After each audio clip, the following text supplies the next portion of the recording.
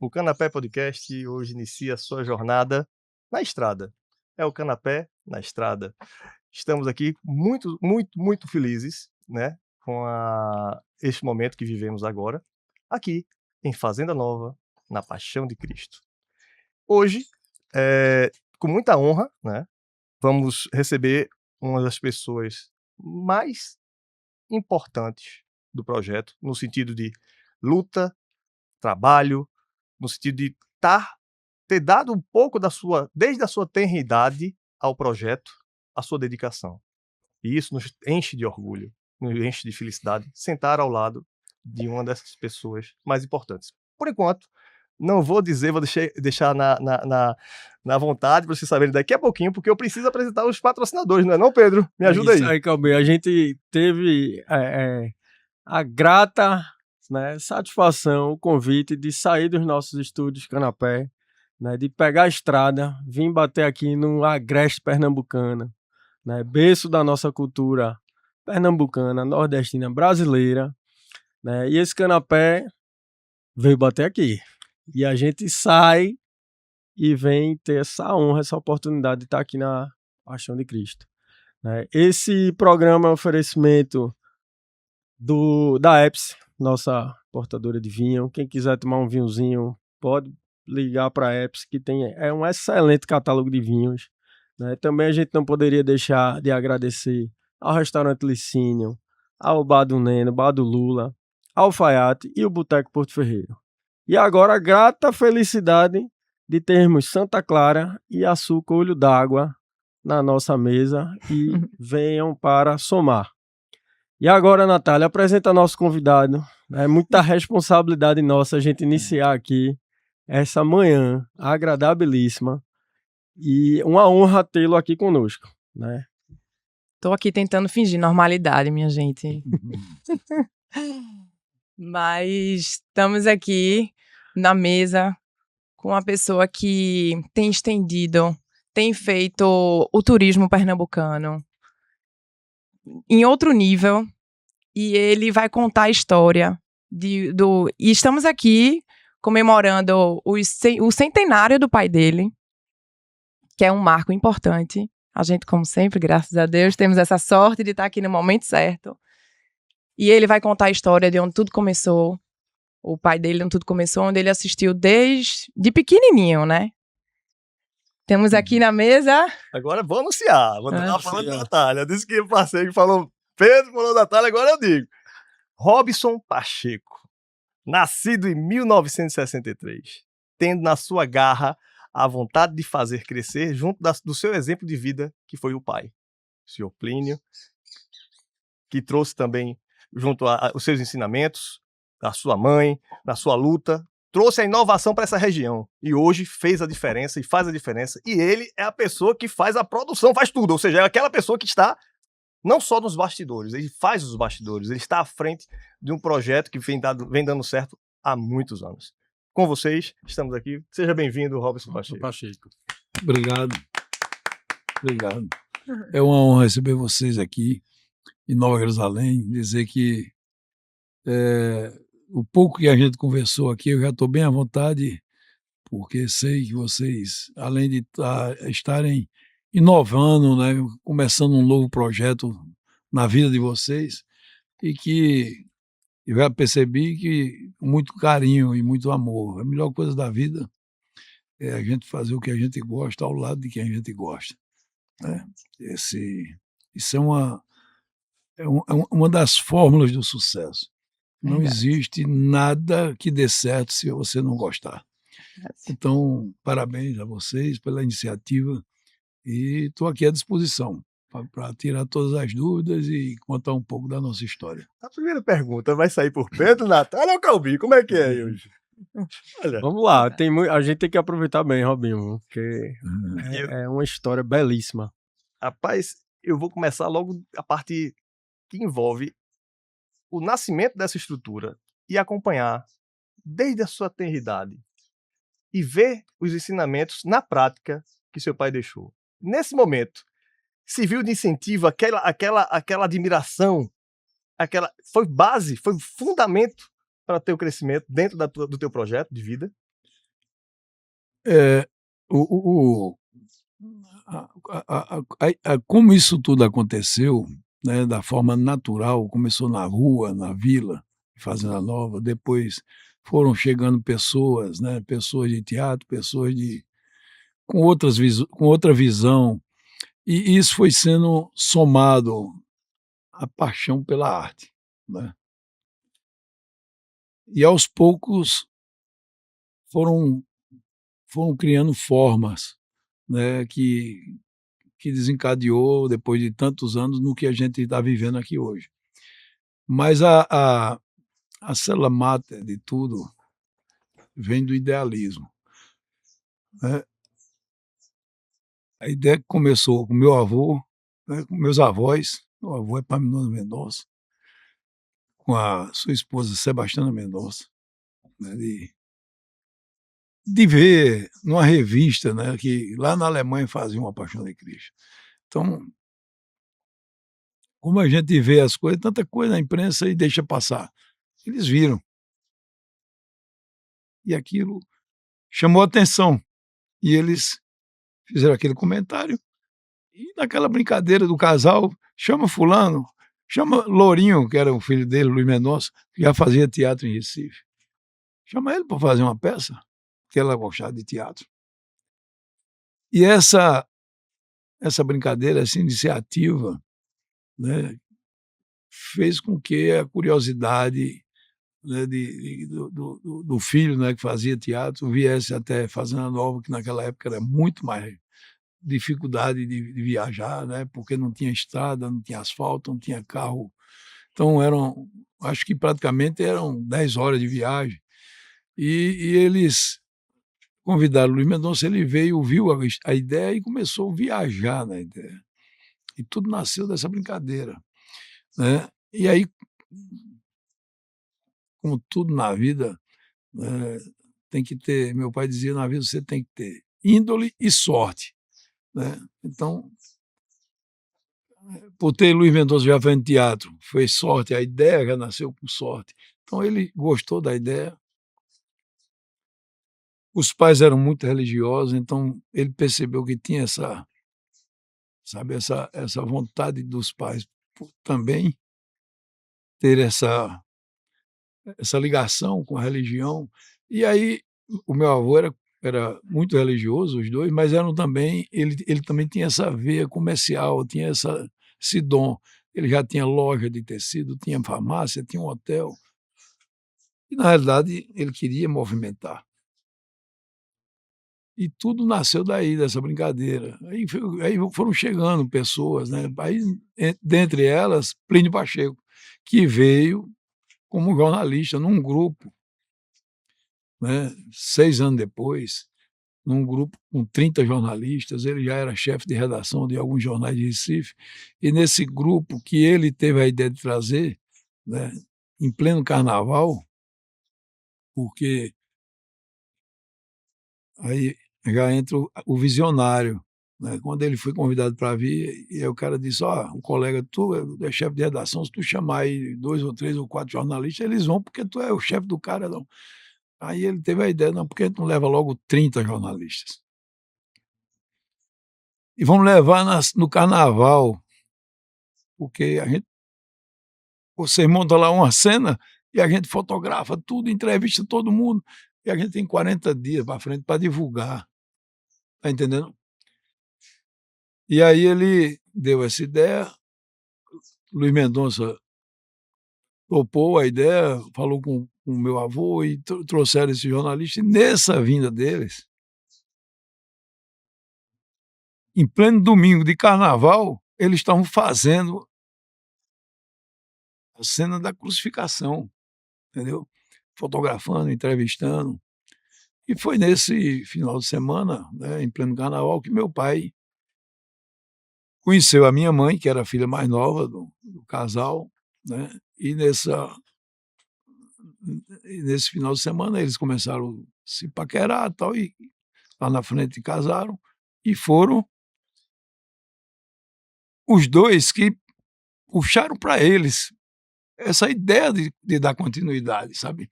E meu avô, já meio cansado, tal, passou para eles, né, para eles tocarem o espetáculo na rua. Em 56. O espetáculo teve um estouro de público e ficou incontrolável, porque era na rua, e caiu um muro da Casa da Pedra, e ia causando um acidente muito grande, porque estava cheio de criança em cima, cheio de adulto embaixo.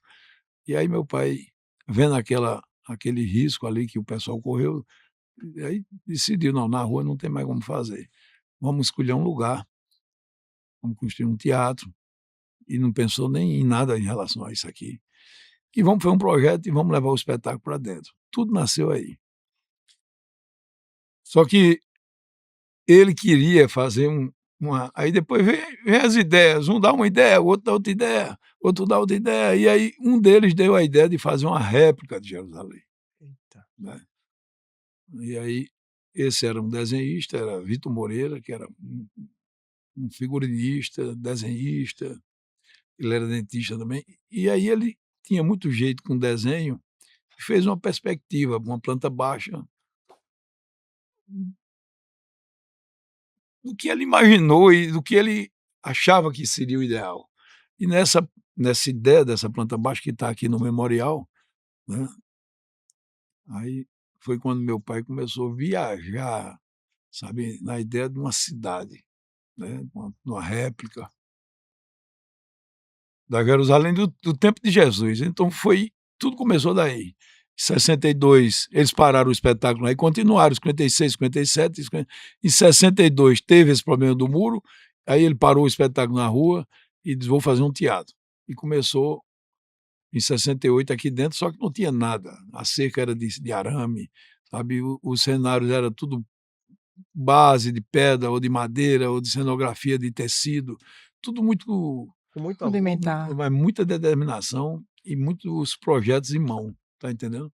Então, foi basicamente assim que começou, né? E ele começou a fazer captação para arrumar patrocínio. Hoje é difícil, imagina naquela época. É mesmo. E aí ele escreveu, com a sua ajuda, levaremos 10 anos. Com a sua ajuda e seu apoio, levaremos 10 anos. Só com sua ajuda, levaremos 20 anos. Sem sua ajuda, sem seu apoio, levaremos 40 anos, mas faremos. Então ele já estava determinado a fazer. Levou 40 anos, mas não terminou, né? Ele deu por concluída a parte dele, 40 anos de trabalho. E a gente está aqui continuando, mas ainda leva mais 40, porque ainda tem que calçar o teatro todo, reformar um monte de cenário, mas a gente está aqui, Isso. né, persistindo e continuando. Mais ou menos isso. É de arrepiar. emocionante, é de É arrepiar. lindo ver essa emoção, né? Exatamente. É um peso, não é um peso, né? Como é pra você o legado? Porque é um legado eu não posso dizer Pernambuco, gente. Veja, Eu digo- eu tô aqui do lado de Robinho, eu chego a me emocionei com as Total. palavras dele, né?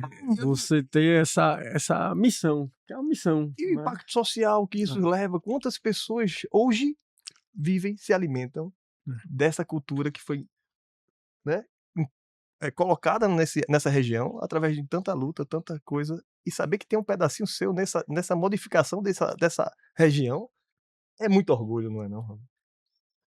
Mas o orgulho é importante ter, né, porque é a noção do tamanho da responsabilidade. Mas tem uma coisa mais importante, né, muito mais importante, que é o que você falou, o legado. É você ter consciência do tamanho da responsabilidade. E essa responsabilidade pesa, sabe? Não como um fardo, É, né, mas como missão. peso da missão, sabe? De ter Fazer melhor. que cada ano melhorar, e que cada ano fazer com que o espetáculo evolua de várias formas. Todo mundo que chega aqui na temporada, todo mundo da área de jornalismo, nessa área de vocês, todo mundo pergunta: "E as novidades?", que é um desafio, que é importante e tem que ter, mas tem outras coisas tanto quanto que ninguém quase percebe, né, que é a própria comercialização de cotas, que é um grande desafio, é a organização, é a antecipação, são as parcerias, ninguém faz nada sozinho. Tudo isso é desafio, né, e todos eles, de uma forma ou de outra, têm que ser superados. Se você não começar com antecedência, se você não tiver muito pé no chão, sabe, você atropela, você começa a levar, sabe, levar, como chama o Matuto, trupicão, né, você leva piso em falso, você não pode, isso aqui tem que acontecer. E acontecer bem feito, porque para isso aqui acontecer e passar essa impressão que historicamente a gente consegue, a gente ninguém faz nada, né, é impossível ser perfeito, mas a gente tem que perseguir, sabe. E essa trilha da perfeição, ela muitas vezes ela tem decepção, muitas vezes ela tem desgaste. Mas a gente não pode perder o foco. O foco é fazer melhor, sempre melhor. E é isso aí, esse aí é o grande legado. Muito Isso bem, aqui. muito bem. Gerir isso em grande escala, como é hoje a Paixão de Cristo. Gerir a quantidade de são quantos ativos diretos e indiretos na produção dessa Diretamente 1.400 pessoas a gente Muita consegue, gente. a gente tem aqui, mas aí indiretamente tem mais de 10.000, mas diretamente com a gente. Isso que você falou, como é gerir isso, grande isso é escala. em grande escala, isso é feito um quebra-cabeça, né. Você não consegue pegar todo mundo de uma vez, vai ser fracionado, sabe, você pega 10 aqui, mais na frente mais 10, mais 50, mais 20, mais 30, e vai cada um na sua função, cada um na sua área, cada um, eh, dando o máximo, né, para que as coisas aconteçam da melhor forma. E o segredo é um só, é qualificar sempre, sabe. Não tem outro segredo. Do mais humilde até o mais graduado, tem que ter qualidade do que faz e consciência do que faz, sabe, porque se você não tiver, você não consegue fazer. Tem que ter. Tem que ter persistência, tem que ter uma gerência sobre cada um na sua área, que tem um chefe de equipes, mas tem que ter qualidade, sabe, eu fico sempre batendo nisso. Muito bem, tá É. seguindo o ensinamento de Jesus, né? Tem Gerir que ter. pessoas, o gestor das emoções. E não é fácil, né, porque todo mundo tem um projeto de vida, né, as pessoas são diferentes e todo mundo sempre pensa no seu projeto, né? Aqui você tem que pensar coletivamente, entendeu? Então, Verdade. você tem que fazer com que as pessoas saiam um pouco da sua intimidade, né, e passe aqui 10, 15, 30, 60 dias pensando coletivamente. Então, tem gente que tem dificuldade nisso. E às vezes a pessoa, ela é muito importante na área dela. Você fazer aquela pessoa se desligar um pouco do seu eu e pensar no macro aqui, em todo o coletivo, você tem que ter aí onde tem o jogo de cintura, para você fazer as pessoas entenderem.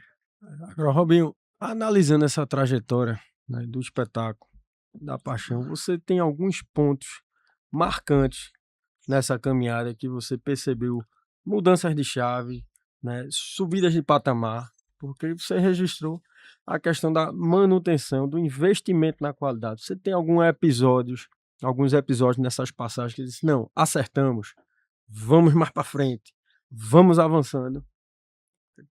Rapaz, historicamente, para isso aqui, para nós além chegar onde chegou, né, a gente a gente acertou muito mais do que errou. Só que para você conseguir isso, teve um custo, e tem, né, que é a busca pela perfeição, sabe, com toda a singeleza, né, a gente não é melhor do que ninguém. Talvez a gente seja mais teimoso, sabe. A gente inventou A gente não inventou, a gente teve uma ideia há 30 anos atrás, uma cena que a gente está lançando esse ano aqui, que é uma das cenas mais históricas, a cena que todo mundo que vem à Paixão, qual é a cena que você mais gostou? A gente tem aqui 2.300 mil, quase 3.000 pesquisas por ano. 90% acha Ascensão. Por quê? Porque quem acredita em Jesus e em Deus É a vitória. é o grande finale de tudo. É. A gente passa a vida toda fazendo coisas que gosta, que não gosta, que precisa, que não precisa, mas todo mundo no final, todo mundo quer ir para um cantinho diferenciado, todo mundo quer, né, o dia glorioso, né? Que a ascensão simboliza tudo isso, né? Sem a ascensão não tinha nada, não tinha história de Jesus nenhuma. E aí a gente teve essa ideia há 30 anos atrás, né? Isso começou na rua aqui em 51. Jesus ressuscitava em cima de uma escada de madeira. Escada de construção. Depois veio a ideia de um elevador, né, um cabinho de aço, uma manivelazinha, já foi uma evolução. Depois um outro elevador maior, outro, foi outra evolução. Então, e já gerava uma emoção enorme. E aí um dia, né, eu assistindo o Carnaval do Rio de Janeiro, eu vi lá uma fantasia, o cara saía de dentro de um carro alegórico e subia e saía voando dentro da Marquês de Sapucaí. E meu pai era vivo. E eu comentei com ele, eu disse: "Rapaz, o senhor viu aquilo ontem?" "Vi." Eu disse: "Já pensou um dia a gente conseguir um equipamento daquele para botar Jesus para voar aqui em cima?" Aí ele disse: "Não vai dar certo não. Como é que Jesus vai voar com 2 tubos nas costas, pô? Vai ficar horrível, aquele pano, o pano vai voar demais, é muito", porque são 2 turbinas, né. E ele só tá com um É, pano aqui, não dá nem pra disfarçar, né? Sem aí roupa. ele disse: "Não dá certo não, vamos continuar com o nosso elevador." Mas como tudo é o tempo, né, tudo tem seu tempo. E aí essa ideia foi ficando, ficando, mas nunca saiu da cabeça. E aí chegamos aí numa a tecnologia, ela às vezes aparece, mas é cara, a gente não tem acesso. E ela vai, com o tempo ela vai barateando, foi chegando, foi chegando. Chegamos na tecnologia, chegamos próximo a ela. E aí resolvemos colocar uma cena onde Jesus sobe direto do chão para o céu, né. Então isso levaram-se 30 anos de sonho, né, vamos sonhando com aquele negócio, sonhando. Só conseguimos realizar esse ano. Já ensaiamos aí durante fazem 10 dias que a gente vem O centenário de Plínio não foi o à toa, né? Não, mas aí já fazem 10 dias que a gente ensaia cada noite 10 vezes a mesma coisa. Eu disse ao rapaz que tá com os cavalos aí. Ele chegou anteontem, domingo à noite, domingo da semana passada. Aí começou essa semana a ensaiar. Aí eu disse a ele, ó, vai-te embora ensaiar, bicho. Tem que repetir. Repetição é que faz a perfeição. Vai repetindo, vai repetindo, vai repetindo. 10 vezes por dia. Cada cena. Aí vai porque a gente mudou o cavalo, né? Era um cavalo preto. E aí a gente, esse amigo nosso, ele é daqui, mas mora em São Paulo, trabalha numa empresa que tem cavalos de espetáculo.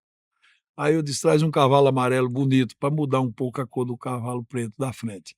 E aí eu disse a ele, ó, o cavalo tá muito brabo, ontem eu vi o ensaio. Eu disse, tu tem que botar esse cavalo em cima no som, na luz, e ensaiar 10 vezes por noite, até o cavalo amansar e entender o trabalho dele. Então, tudo aqui, ele é feito assim, tudo que a gente vai fazer, a gente faz muito com repetição. Até a cor do cavalo, gente. Tem toda... Atrás sempre da perfeição, né? Então, eu acho que isso é uma das coisas que fazem a diferença do trabalho da gente, tá entendendo? Sempre em busca da perfeição, que ela não existe, mas ela pode ter uma aproximação, tá entendendo? Dá a impressão que ela está acontecendo. Sensacional. Engraçado. Não só engraçado, mas também emocionante, é ver a chamada transição geracional. É você poder verificar também nos seus filhos a mesma paixão, o mesmo empenho, repetindo-se, né? Ou seja, eu tenho aqui, pelo que eu pude perceber, você tem 2 filhos que estão aqui à frente de vários setores, né? No caso, nós temos ainda, tem o Binho e tem a Marina, não é? E tem Gabriela. Gabriela também. Gabriela é mais velha, só que Isso. Gabi é colega de vocês, advogada, trabalha em Recife. E nos ajuda aqui no escritório, chegou desde ontem de manhã, aí ela fica até o final de tudo, ela fica na parte mais bastidor, na parte administrativa, financeiro, Jurídica. conta lá da parte de dentro do escritório, numa equipe que trabalha diretamente com ela, né, pessoas que trabalham com a gente há mais tempo do que ela, e ela é integrada a essa equipe. Aí tem a equipe de portaria que, como a gente trabalha aqui com catraca, com cartão, né, e existe lei que dá 50% de desconto a estudantes, a professores, então não é uma coisa simples o acesso do público. Então a gente, com a experiência, com a vivência, a gente foi vendo que era importante ter em cada catraca um advogado, um recém-formado advogado, porque ele vai chegar gente que está com a carteira, mas a carteira está vencida, ele, ó, infelizmente você não pode. Então, se você botar qualquer pessoa ali, começa a criar problema, porque o cara não vai saber argumentar, tá entendendo? Então a gente começou a se preocupar com esse lado da qualidade da mão de obra também na portaria. Para ter mais informação. Para ter né? informação e ter uma equipe qualificada. Técnica. Então são 15 advogados, né, fora, assim, começando a vida, mas sabe o que é a lei de meia entrada, sabe como funciona, quem tem direito, quem não tem, então. Então tudo isso é pensado. E lá no escritório ela faz reunião diária com essas equipes de portaria, de segurança, não sei o que, não sei o que. Aí Marina, que é a segunda, ela puxou essa veia artística de mamãe, né? E você falou que seu avô também tinha uma loja de tecido. Meu avô era comerciante, político, gostava de política, por isso que era amigo do Dr. Fábio, sabe? E a gente tinha, vovô tinha essa ligação com a loja, com as duas, né? E com a pousada, e tinha essa ligação com a política, ele gostava. Vovó não, a minha avó, ela gostava de festa e de teatro. Olha aí, gostava Já- de festa, era? Gosta. Saúde, paz e felicidade, sucesso. Amém. E viva o vinho, né? A verdade está no vinho. Bacalhou aqui. É verdade. Júlio César dizia, brindava com seus generais. Foi. A verdade está no vinho. A verdade não tem. E a verdade no canapé, a gente sempre fala essa palavra. A verdade está na mesa. E desconfie de quem não bebe, dizia meu pai. É verdade. É verdade. Acho que Mas- continuando a história, eu tava Tava em Marina. as Marina, aí É. teve um brinde, Teve o brinde. aí vem Marina. Uma parada estratégica. Exato. Né? Aí a gente estava no meu amigo Lula está por ali já na Já tá na área. área. Falou em vinho, ele já chega. Hoje, né? Quantos erros você vê aqui? É, Chega em vinho, já chega. aí aí Marina com essa veia artística dela, Ai, Marina, tô aqui. aí a gente colocou Marina para fazer, começou como atriz, depois começou no figurino. E aí tinha Vitor Moreira aqui, que foi desde o primeiro ano, em 51, até 2020, até 2019, um figurinista ativo aqui. E quando Marina tinha, sei lá, 13, 14 anos, que eu comecei a perceber essa veia dela artística para o lado artístico e também de figurino, de roupa. E ela gostava muito de Vitor Moreira, que a gente chamava de tio, que era muito amigo do papai e mamãe. E aí eu disse, ó, Marina, tio Vitor mora aqui pertinho, aí ela morava em Recife, né? Mora lá. Eu disse, eu vou levar você na casa de tio Vitor, para Vitor Moreira passar para você todas as informações, você dar continuidade a esse trabalho dele. A mãe já estava muito cansada, não. Aí levei Marina lá, conversei Com o quantos tio anos Vitor. ela tinha? Ela tinha 16 anos, 15 anos, 16 anos. E ela começou todo dia para casa de tio Vitor, ficava lá, conversava, dia sim, dia não. Eu tô bem curiosa para entrevistar a Marina. E aí, com esse convívio, né, ele foi passando toda a história para ela.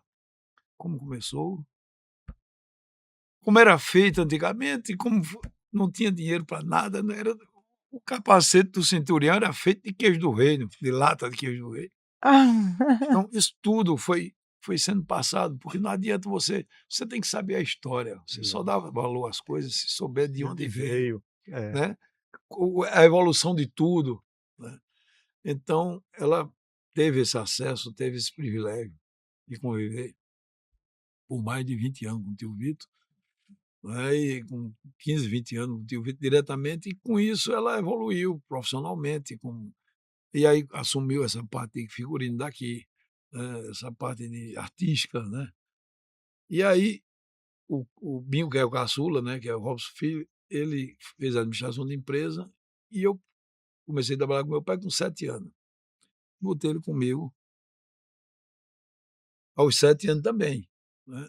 E aí, porque isso aqui é uma coisa que não, isso aqui é patrimônio do Brasil hoje, é patrimônio de Sim. Pernambuco, isso aqui. É. A família Pacheco, ela tem a missão de gerir isso aqui, de dar continuidade. Tá legal. Mas a nós, além, a sociedade teatral, não é mais da família, entendeu? Isso aqui é patrimônio nacional. E a gente não tem o direito de não dar continuidade, de repente parar tudo, né? Em respeito até à memória, né, das pessoas que já se foram.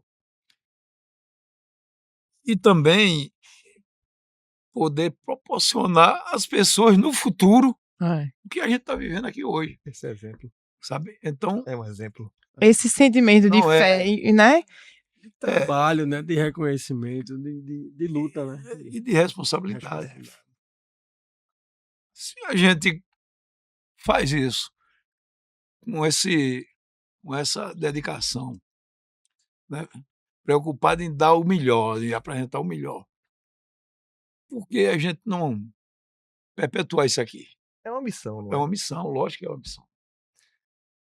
E uma missão de respeito ao passado, ao presente e ao futuro, Sim. porque se a gente não pensar assim, a gente pensar que isso aqui amanhã acaba, a gente não vai, tudo vai perder o sentido, entendeu? É. Então, essa é a grande missão, é estar preocupado em manter a história, em fazer história e dar um futuro cada dia melhor.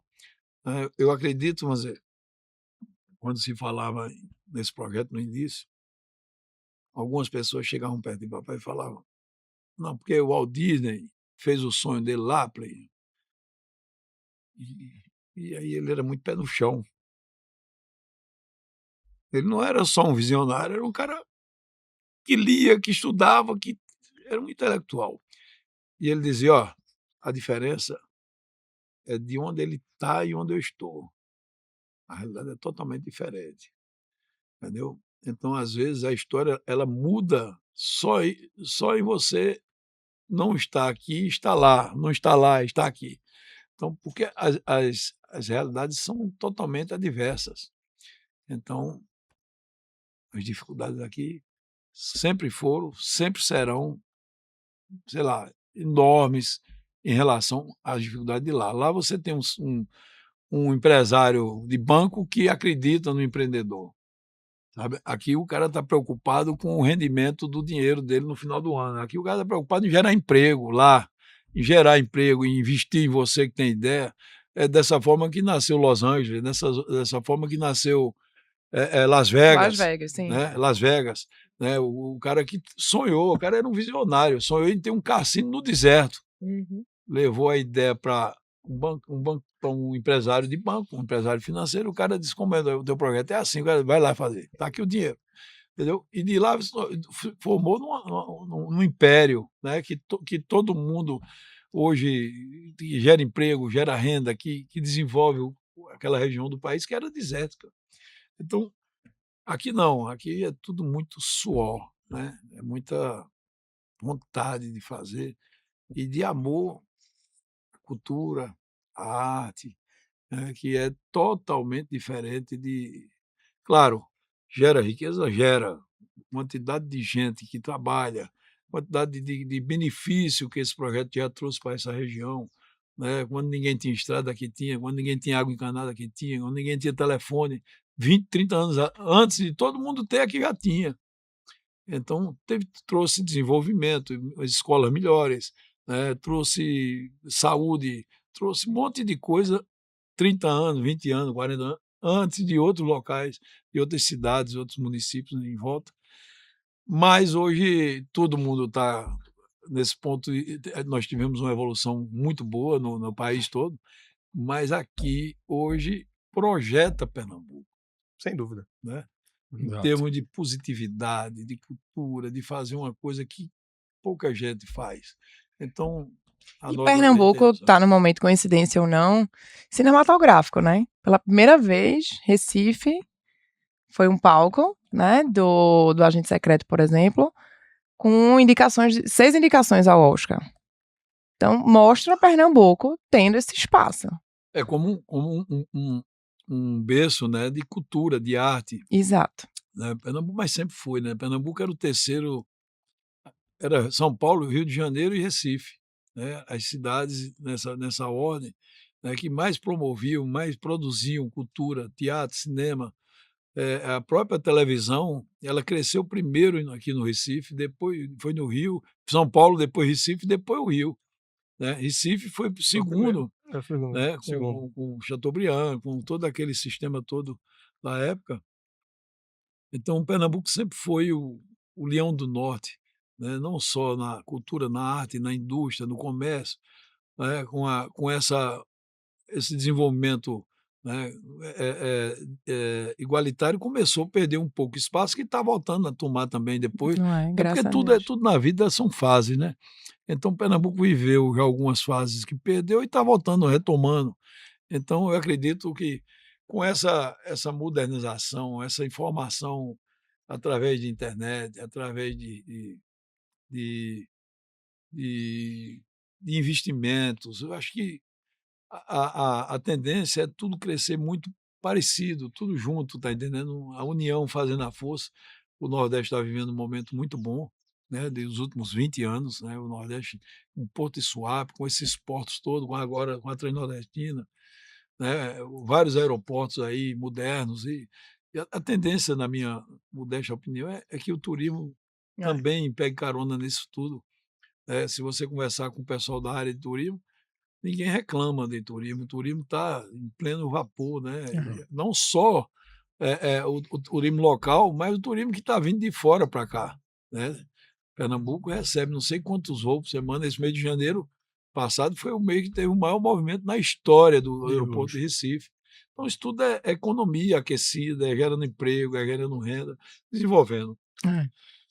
Eu tenho particularmente uma curiosidade, sabe, Robinho? Eu acho que eu cheguei a ver Plínio, acho que talvez 1, 2 vezes na minha vida, né? Tive a oportunidade de participar um pouquinho aqui do teatro, né? Através da minha família, né? De ter essa amizade, né? Ter esse amor por esta terra, né? E aqui, né? Vendo a estrutura, essas muralhas, as muralhas, né? O clima, a energia.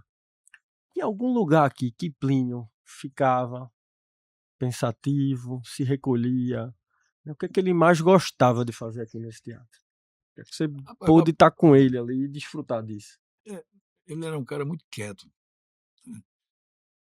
Ele era por hora e era por dia, né? Dia de trabalho você não ia parar daqui 1 minuto, porque senão não tinha construído o que fez, né? Ele acordava de 4 da manhã e ia para meia-noite. Ele trabalhava de 4 da manhã até 6, preparando o dia. Quando dava 6 horas, começava o trabalho com a equipe de campo, ia até 5 da tarde, tomava um banho, ia para o escritório, trabalhava até meia-noite. Isso eu era criança e via. O tempo foi passando, ele foi diminuindo o ritmo e o que ele mais gostava, ali tem um cantinho aqui atrás, que era a casa dele aí. Depois ele transformou em apartamento da pousada. Era o quarto dele, o apartamento dele, a cozinha dele e o jardim dele. Era o cantinho que ele ficava ali. Então ali ele todo dia, 11 horas da manhã, ele ia tomar o uísque dele. Ele gostava de tomar um uísque. 11 horas até meio-dia, 1 hora. Depois dar uma descansada, quando ele já estava assim, já parando, né? Mas 5 horas da manhã ele tomava um banho, botava uma roupa toda de linho branco, Eita, chapeuzinho branco, ficava ali em pé. é bonito isso. Eu morava aqui uma época, passava aqui outra época na fazenda e tal. Quando eu acordava ali, não tinha essas árvores todas, dava para ver de lá. Quando eu acordava, eu sempre acordei cedo, 4, 5 horas da manhã, quando eu saía para trabalhar, que eu olhava dali da porta de casa aqui, ele estava em pé, eu sabia que era para vir aqui. Ele fazia assim com a mão, assim. Aí eu vinha, aí já tinha, ele fazia o café, fazia um ovinho mexido, aí sentava, batia um papo ali. Uma coisa E eu linda. ia me embora trabalhar, quando dava 9 horas, 10 horas, eu voltava para o escritório e ficava o resto do dia aqui. E que eu sempre trabalhei também com fazenda, eu gosto muito de fazenda. E aí ele sempre presente em tudo que eu fiz a vida inteira. E aí ele gostava daqui, final de semana era lá na fazenda, todo dia, todo sábado, 7 da manhã ele chegava lá. Aí passava o dia, só vinha para cá depois de jantar. Aí vinha, que ele não saía daqui, dormia aqui toda noite aqui, ele não saía daqui. Aqui era o paraíso dele, entendeu? Não Que existia, paixão, né? ele não tinha, aqui não tinha A paixão de pousada, Plínio. não tinha pousada. A Exato. pousada, ele faleceu em 2002, a pousada ele começou em 2001, sabe? 2001, em janeiro, no Réveillon, 2001 para 2002. Ele pegou só o primeiro ano da pousada, mas ele não gostava, ele não queria nada aqui, não queria gente aqui hospedado. Né? Para eu convencer ele a fazer a pousada, né? Gustavo Luque, que é muito amigo nosso, e me deu a ideia, vamos fazer uma pousada lá. Eu disse, rapaz, tem que conversar com o papai. Aí ele disse, marca um almoço lá com teu pai, que eu vou lá para a gente conversar com ele. Aí marcamos, ele veio. Papai ouviu, no final já tinha tomado uns 4 doses de uísque, aí disse, quando eu morrer, vocês fazem. Aí Gustavo, mas Plínio, a gente gostava de canto dele. ter você aqui com a gente. Eu não quero ninguém fazendo barulho no meu pé do vidro, rapaz. Tá enchendo de gente aqui, vai ser gente falando toda hora. Mas depois aí eu comecei a gente fazer, porque quando eu comecei a falar aqui, ia gerar emprego, né? Ia mudar, ia gerar oportunidade, ia dar oportunidade do pessoal Ah, e a conhecer. vivência dos o impacto hóspedes, social, fazer, né? ei, um jantar na ceia, Mas nessa época não tinha ainda essa ideia, sabe? incrível, eu acho Aí, incrível mas isso. hoje tem uma ideia, eu fui contar a ele, só, rapaz, vamos fazer um pacote aqui. O cara vem, se hospeda na Semana Santa. Aí, a primeira noite ele assiste. Na segunda noite, ele tem a opção de participar do espetáculo como figurante. Ele disse, como é a Perfeito. história? É. Tu tá ficando doido, rapaz. O cara vai dar tchau pra namorada, vai acabar o espetáculo, rapaz. O Disse, compromisso não, daí que tava, né? tu vai trazer um cara lá de São Paulo, do Rio de Janeiro, para subir aqui Vê a vestido de... responsabilidade, vê o pensamento. Esse cara vai acabar o espetáculo, ele não vai entender nunca que aquilo é um espetáculo, que ele não pode se comportar daquela forma. Aí eu fiquei calado. Eu disse, Mas, rapaz, isso é um projeto, rapaz, essa ideia. Ele fez, quando eu morrer, tu faz. Aí ele morreu em 2002. Aí eu fiquei com isso na cabeça, 2003, 2004. Em 2008, eu puxei a ideia de volta de uma pastinha que eu tinha lá e fiz uma reunião. 2008, Carlos Reis, que era o diretor, né? Saudoso Carlos Reis, né? Que era uma figura maravilhosa, e Lúcio, o atual diretor. Fizemos uma reunião. Aí, Carlos, eu vou implantar isso aqui, velho. Aí ele disse, tu tem certeza, velho? Tu tem... Aí eu disse, tem certeza, Carlos? A gente precisa, bicho. Isso vai agregar valor à pousada, vai gerar uma receita nova. Ele disse, ó, pensa direitinho, aquilo que teu pai te disse. Porque se o cara for dar chau na cena de Pilatos, Jesus levando um açoite e o cara dando chau pra namorada lá embaixo, vai acabar tudo, como teu pai falou. Aí eu, tá bom, cara, eu vou pensar mais um pouquinho. Aí não, filho, não tive coragem. Aí eu fui para uma feira da Globo de projetos regionais lá em São Paulo, com o Yuri Maia Leite, um grande amigo da gente. Aí fui durante 20 anos para essa feira, eu e Yuri. Aí para vender cota de patrocínio, levamos 8 anos para vender a primeira cota. E isso estou falando de um espetáculo desse com a Globo, dando a chancela da Globo. É mesmo. 8 anos, eu voltava com ele nesse tempo, podia tomar um vinhozinho no avião. Aí com o 7º ano eu olhei para Yuri, ele cochilando assim. Aí a moça passou servindo um vinho lá, um uísque. Aí eu acordei, Yuri, bora tomar um vinho, bicho. 6 dias que ele está em São Paulo. 8 anos, ele não vendeu uma cota, bicho. 2 vendedores vinham arretados.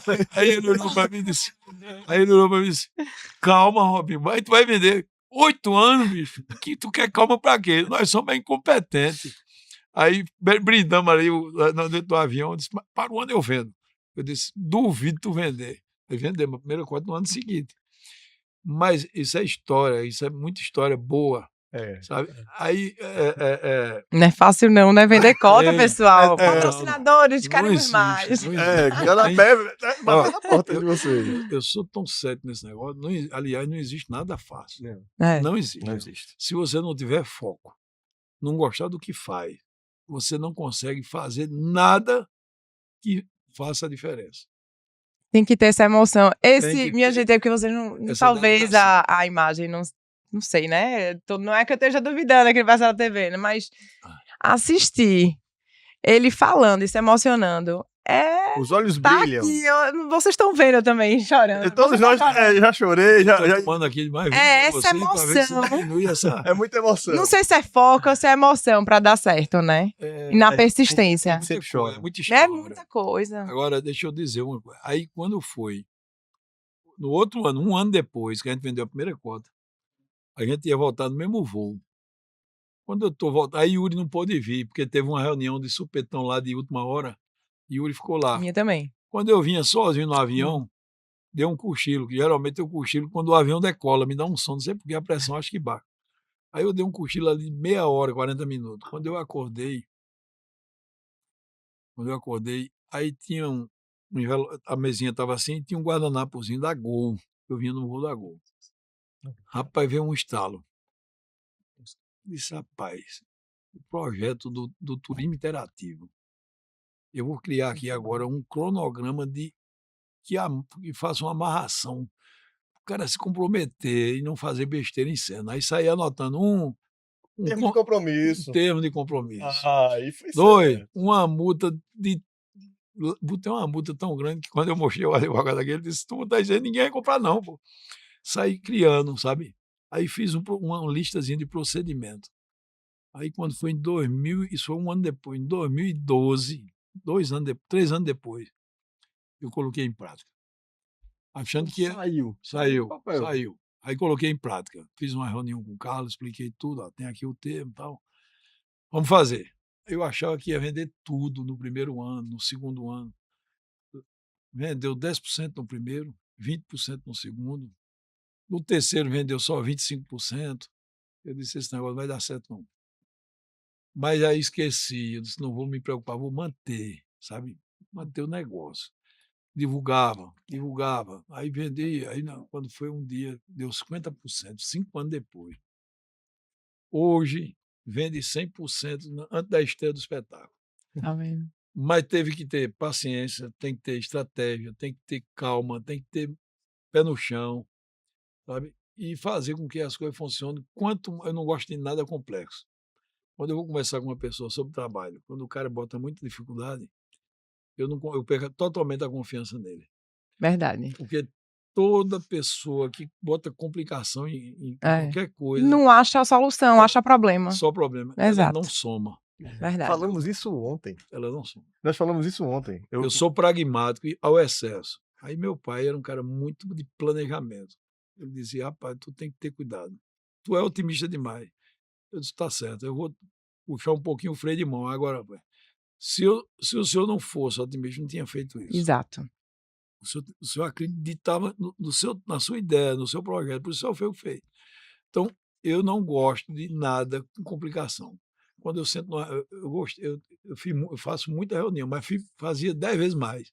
Eu não faço mais reunião depois desse negócio de trabalho de WhatsApp. Eu estou ali no escritório, nesse instante estava lá, um negócio chegou lá, para não escrever aqui, eu escrevi ligeiro em cima de um papel que estava, passei para 2 pessoas, resolvi sair desse jeito. Eu sou prático, sabe? Quanto mais praticidade em qualquer trabalho, mais as coisas acontecem. Sabe? E tem um tipo de pessoa que ela bota dificuldade para vender facilidade. Essa é a pior que tem. Verdade. Sabe? Então a gente tem que ter muito cuidado nas pessoas. As pessoas boas, valorize. As pessoas boas, chegue junto. Monte equipe com pessoas boas, que gostam do que fazem e que fazem com amor. Sabe? Às vezes uma pessoa sabe o que faz com amor, mas ela tem receio de errar. Você não pode confundir o medo de errar com a pessoa complexa, tá entendendo? Ela tem que ter praticidade. Se você não for prático, nada funciona. Esse episódio está sendo histórico, não é só por você estar na estrada, não é por não estarmos fora do estúdio, não. É porque estamos aqui vivenciando realmente momentos de aprendizado, né? Momentos de estruturação familiar, momentos de informação profissional, empresarial e de incentivo. Robinho, eu acho que este momento nosso aqui é de gratidão realmente muito elevada para o Canapé Podcast. Eu acho que entra nos momentos da nossa história como sendo um dos momentos mais felizes que tivemos com nossa equipe, toda a nossa equipe aqui, todo mundo emocionado por estar neste lugar, porque nós sentimos que esse lugar é um lugar abençoado. Nós sentimos que quando colocamos o pé aqui, arrepia, a gente se sente bem, se sente feliz por estar aqui. Energia, né? Tudo isso nos encanta e a tua presença conosco aqui a tratar de forma, não é um elogio vago, é um elogio com base. Você está trazendo informações, está trazendo dicas de empreendedorismo, de incentivo, de fazer com que as pessoas percebam o quanto o mais simples é o mais importante. Ser mais simples, não precisa de tantos holofotes, mas estar com aquele legado, com aquela obrigação, com aquela função, com aquele amor e dedicação. Isso é um aprendizado que todos nós agradecemos aqui de pronto, viu, Robinho? Pela sua presença aqui conosco. Não é isso, né, cara? E eu vou ter que discordar, mas para lhe elogiar. Você falou que o Walt Disney não é comparado aqui. Veja a diferença. Aqui você consegue, que é incrível. A cada ano você inova a mesma história. A cada ano você inova a mesma história. O Walt Disney, quantas criações de histórias tem que ter? Permanece o Mickey e a Minnie, que foi o que começou. Mas tem várias outras histórias. Você conta a mesma história de forma diferente e continua encantando o cliente, que é o grande slogan, né, do Walt Disney. Olha, ele não se sinta inferior, não. É algo. Não é. E num local diferente dessa conquista de patrocínio. Eu acho que Essa persistência, né? Que, poxa, foi difícil, né? Veja, 8 anos você está aqui falando para ter a primeira cota. Eu percebi São Paulo, né? Não estava aqui era numa feira. Numa feira. Onde estavam presentes todos os publicitários do país, todas as grandes agências. Mas veja, uma coisa, o tempo ele é importante, claro, sempre vai ser. Mas você tem que entender de onde a gente saiu, né? Porque existe hoje, mais não. Por isso que eu sou fã da internet, né? Porque a internet aproximou mesmo, sabe? Tudo. Aí você diz, não, mas tem um lado negativo. Tudo na vida tem um lado Tem, positivo e negativo. a depender do seu foco, né? Aí você que tem que discernir, separar o joio do trigo. Você tem que fazer as coisas acontecerem, né? Sempre tirando o melhor de cada exemplo, de cada experiência, de cada momento. E tome saúde e paz, e sucesso. E sucesso, tá certo. Esse é o vinho Bacalhoa. Bacalhoa. Esse é o do É da... Serra. Peraí, que eu... Vamos lá? Não é um momento de Saúde. Azeitão. Esse, quem que distribui ele aqui? Esse é a Epsi. a Epsi. É o parceiro nosso. Saudoso Licínio Licínio. Vamos, e vamos... vamos hoje presentear nossos convidados com um vinho rosé de água, né? E uma canequinha do canapé. Eu vi, o tempo passa muito rápido, né? A gente tá desfrutando aqui dessa figura importantíssima para a nossa cultura pernambucana, nordestina, brasileira e eu diria mundial, Robin. Paixão de Cristo, eu não tenho dúvida que várias pessoas aí, mundo afora, já tiveram essa oportunidade de ver. E a gente aproveita e faz o convite aqui para os nossos amigos e amigas do Canapé. Venham conhecer Nova Jerusalém, venham conhecer a Paixão de Cristo, venham aqui passar o dia na pousada, ou se hospedem, né? Vão ser muito bem recebidos, né? Aqui o carinho é enorme, desde a hora que você chega. Abriu o portão, parece que você está entrando no céu, no paraíso, um negócio assim amoroso, Vê esses 9 abençoado. palmos. Então venham para cá, aproveitem. Não sei se o Robinho vai conseguir dar um abraço em todos vocês. Eu estou privilegiado, porque hoje eu vou dar um abraço nele. Calbinho e Natália também.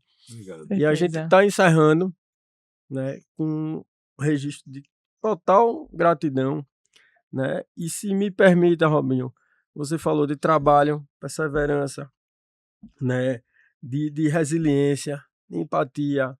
E se Legado. a gente puder acrescentar legado, família, Isso. amigo. Acho que a gente não faz as coisas se a gente não tiver nossos amigos juntos, né? Não é fazendo carinho, não. É pegando na mão e diz, rapaz, vamos trabalhar e vamos fazer isso aqui cada vez mais melhor e mais forte. Eu só tenho a lhe agradecer. Obrigado. Agradecer a toda a família Pacheco, né, Obrigado. por ter nos recebido, ter aberto as portas pra gente.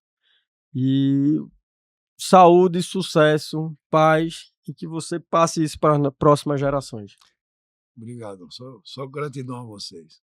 E se tivesse que deixar um recado para o nosso público, dizendo do ensinamento, para fecharmos o episódio, a tua fala que foi tão gratificante, tão acolhedora para o nosso público, dizer aquela mensagem de incentivo e de perseverança que você aprendeu com seu pai. Qual a mensagem que você diria para nosso público? Não desistir nunca. Só vence quem não desiste. Perder faz parte do jogo, mas só ganha quem persiste. Muito obrigado. O Canapé agradece a participação especial Especialíssima do nosso querido Robson Pacheco.